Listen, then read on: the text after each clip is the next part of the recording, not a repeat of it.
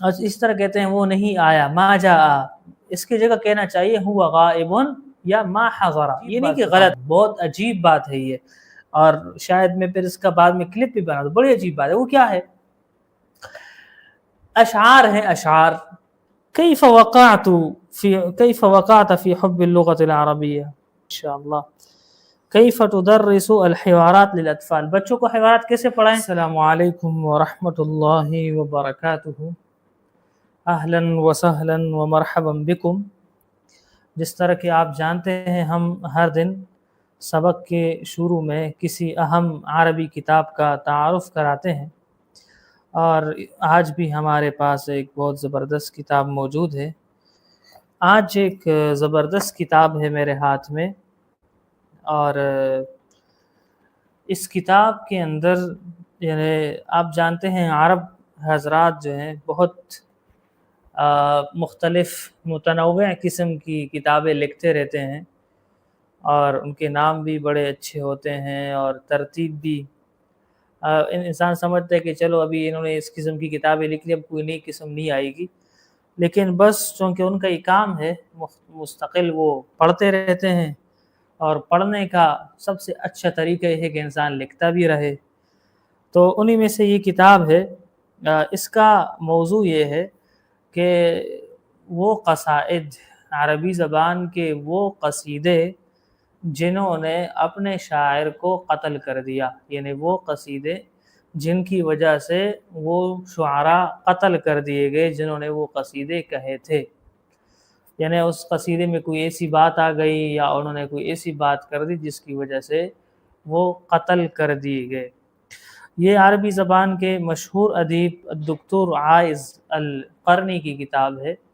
دکتور العائض القرنی آپ جانتے ہیں مشہور آدمی ہیں اور مشہور ادیب ہیں، اور ان کی کتاب لا تحزن، غم نہ کریں، ملینوں میں، بلکہ وہ بھی تو بہت زیادہ ملینوں میں یہ چھپ چکی ہے اور حضرات اس کو پڑھ چکے ہیں۔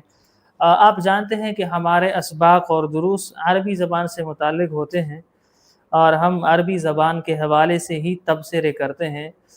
مسلک کیا ہے، مذہب کیا ہے، فکری نقطہ نظر ان کا کیا ہے، یا کسی بھی کتاب والے کا، وہ ہمارے جو ہے نا مد نظر نہیں ہوتا۔ ہم صرف اس کی فصاحت اور بلاغت کو دیکھتے ہیں، اور اس کی وجہ یہ ہے کہ اگر ہم اس چیز کو دیکھیں تو پھر ہمیں عرب کے بڑے بڑے ادباء سے محروم ہونا پڑے گا، اور ان سے ہم استفادہ نہیں کر سکیں گے، جیسے امام جاحظ ہے، امام زمخشری ہے، اور بھی اس طرح بڑے بڑے امام ہیں ادب کے، جن کے ساتھ یقیناً ہم مذہب میں، مشرب میں اور بہت ساری چیزوں میں اختلاف ہے اور اتفاق ممکن نہیں ہے۔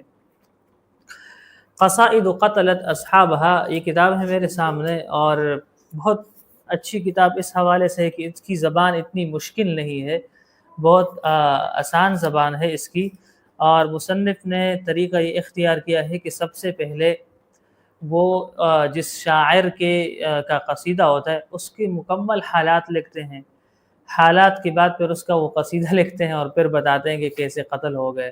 تو بہت زبردست انداز ہے، اور اس کتاب کے اندر ابو الطیب المتنبی آپ جانتے ہیں عربی زبان کے اشعر الشعراء ان کو کہا جاتا ہے، اور کچھ حضرات تو ایسے ہیں جو متنبی کو امرؤ القیس اور ان حضرات سے بھی بڑا شاعر مانتے ہیں۔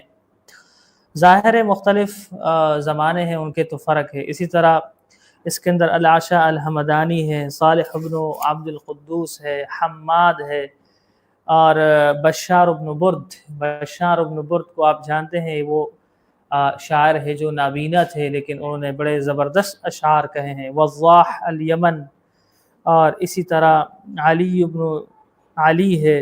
تو یہ مختلف شعراء ہیں، ان کے حالات انہوں نے نقل کیے ہیں۔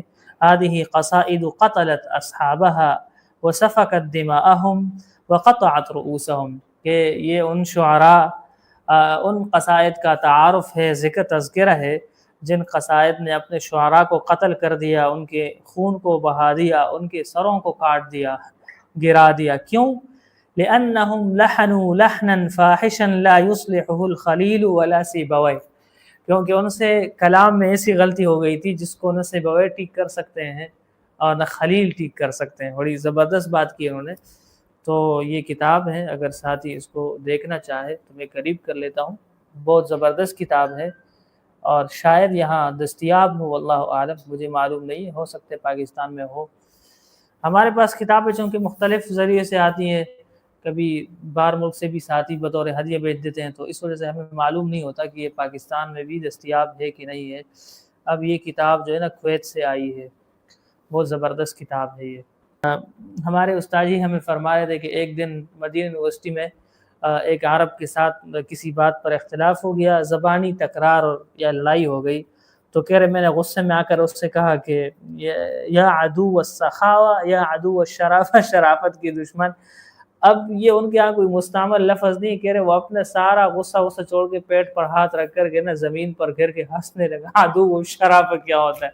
تو ابھی اردو کا اسلوب ہے کہ شرافت کا دشمن، سخاوت کا دشمن. عرب تو اپنے آپ کو ایک دوسرے کو نہیں کہتے. عرب یہاں پر عدیم ہے، یا عدیم بھی نہیں ہے، وہ اتنا مبالغہ نہیں کرتے. قلیل، یا قلیل الشرافت، یا قلیل الحیا، یا عدیم الحیا پر کہہ سکتے ہیں. لیکن عدو الشرافہ عجیب ہو جائے گا یہ. اب ہم آتے ہیں مفردات کی طرف. جس طرح کہ ہم روزانہ 4 مفردات پڑھتے ہیں، تو آج اليوم سنأخذ 4 كلمات جديدة ونستعملها في الجمل إن شاء الله، وأنا أرجو أنكم تكتبون عندكم إن شاء الله. أخذ يأخذ لینا، خذ هذا، یہ لے لو، خذ لے لو، أخذ يأخذ لینا. أخذ الطالب كتاب اللغة وطالعه كله، طالب علم نے لغت کی کتاب اٹھائی اور اس کا مکمل مطالعہ کیا.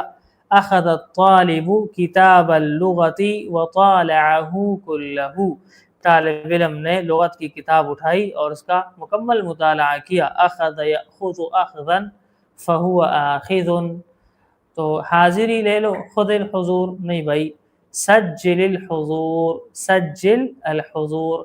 حاضری جو لگاتے ہیں اس کو عربی زبان میں کیا کہتے ہیں؟ تسجیل الحضور. من سجل الحضور، حاضری کس نے لگائی ہے؟ حاضری کس نے لی ہے؟ هل سجلتم الحضور، کیا آپ نے حاضری لگائی ہے؟ نعم.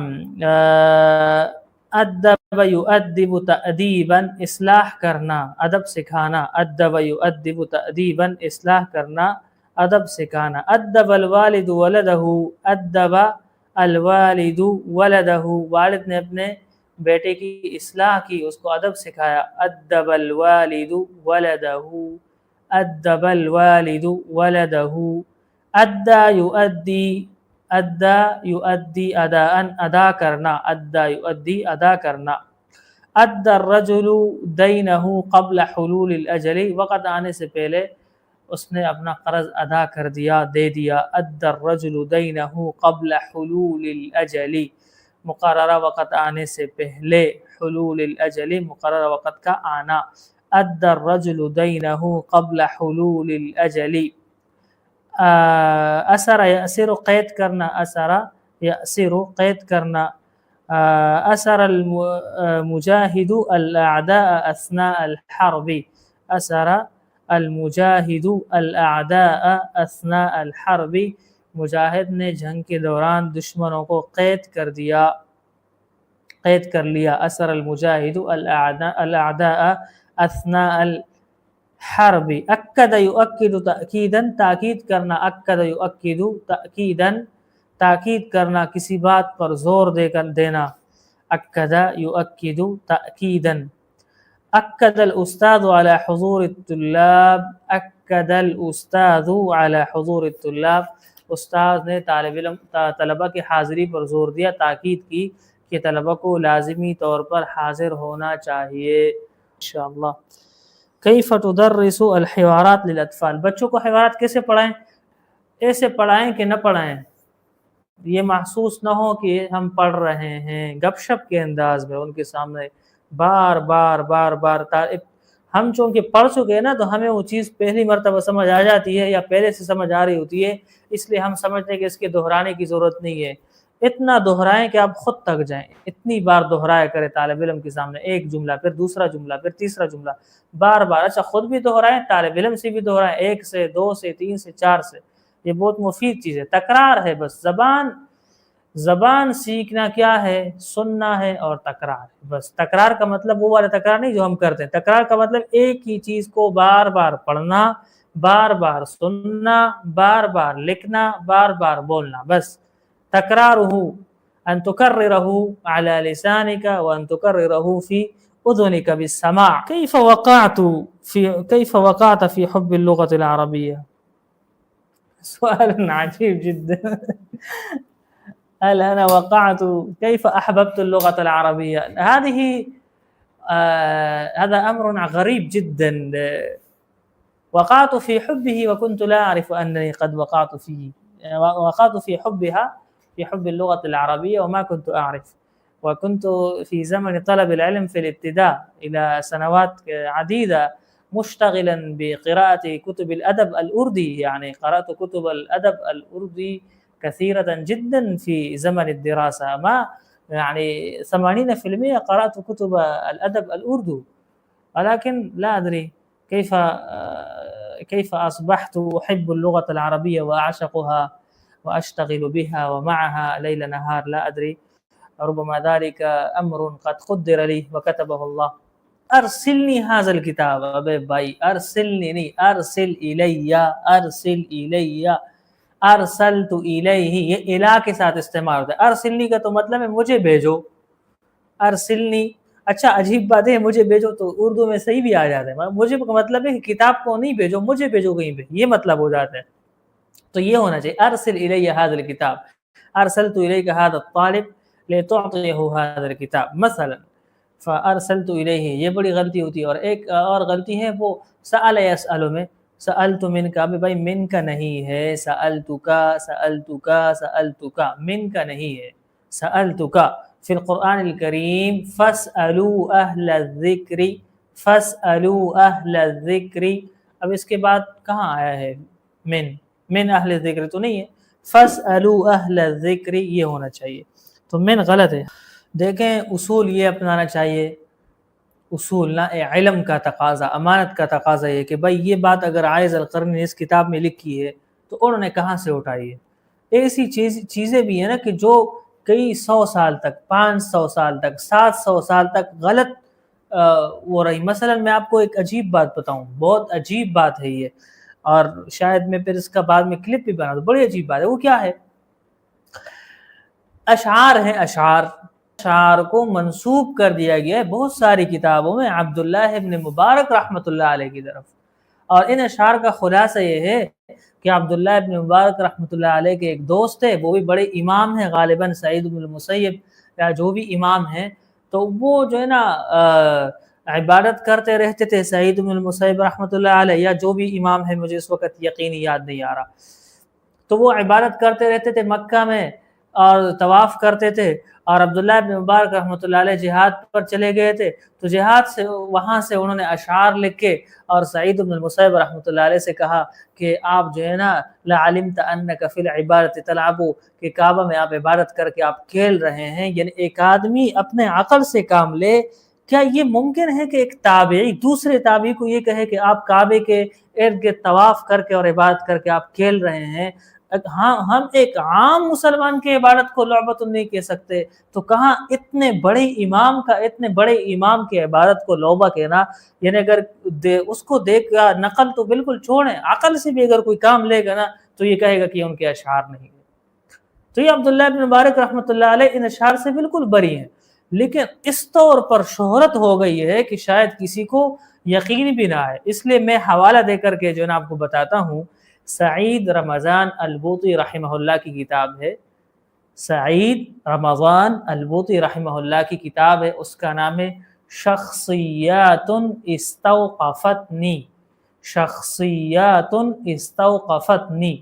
تو اس کتاب کے اندر انہوں نے عبداللہ ابن مبارک رحمۃ اللہ علیہ کے حالات نقل کیے اور بڑے تفصیل سے بیان کیا ہے کہ اشعار ان پر گڑے گئے ہیں، وہ اس سے بالکل بری ہیں، اور انہوں نے دلائل سے یہ بات ثابت کی ہے. اور یہ تحقیق اگر کی جائے نا تو بہت ساری چیزیں پھر غلط ہوتی ہے، بہت زیادہ غلط ہوتی ہے اس میں. اور اس طرح کہتے ہیں وہ نہیں آیا، ما جاء، اس کی جگہ کہنا چاہیے ہوا غائب یا ما حضر. یہ نہیں کہ غلط ہے، لیکن ایک انداز ہے بولنے کا، تو یہ کہنا چاہیے ما حضر، لم يحضر اليوم، ما حضر اليوم.